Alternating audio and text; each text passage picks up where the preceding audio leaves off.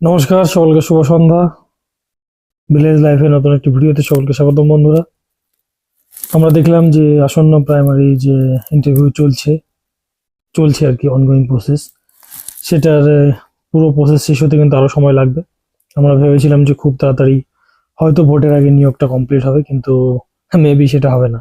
কারণ আমরা দেখতে পাচ্ছি যে বিভিন্ন ফেজ 10 পর্যন্ত ফেজের নোটিফিকেশন দিয়ে দিয়েছে এবং সেটা লং একটা প্রসেসে চলে যাচ্ছে।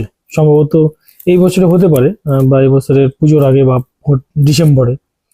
কিন্তু ভোটের আগে সম্ভাবনা একদমই কিন্তু নেই। আরো কতগুলো ফেজ বাকি থাকবে, যাদের যেগুলো ডিস্ট্রিক্ট, সেগুলো হয়তো খুব তাড়াতাড়ি হয়ে যাবে, কিন্তু পুরো প্রসেসটা হতে আমার মনে হয় অনেকটা দীর্ঘ সময় লাগবে।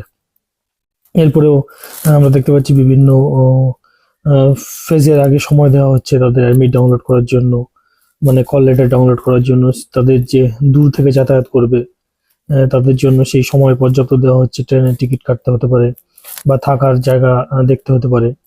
এবং প্রত্যেকটা ডিস্ট্রিক্টে দেখা যাচ্ছে 4 দিন 5 দিন 3 দিন করে ইন্টারভিউ প্রসেস চলছে। তো সেই পুরো প্রসেসগুলো হতে কিন্তু অনেকটা সময় লাগছে। এই কারণে মনে হচ্ছে যে খুব তাড়াতাড়ি হবে না, ভোটের আগে তো কোনোভাবেই সম্ভব নয়। আর আপনারা বলবেন আপনাদের কি মতামত।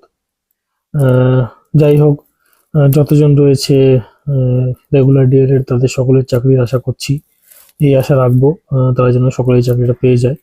কারণ তাদের দীর্ঘ প্রচেষ্টা আমরা দেখেছি, তারা কত আহ, কষ্ট নিয়ে এই প্রসেসগুলো করেছে। আমরা তাদের লড়াইগুলো দেখেছি। উম, তো সেই দিক থেকে আমাদের আমরা আশা করবো যেন সকলের আমাদের হয়ে যায়।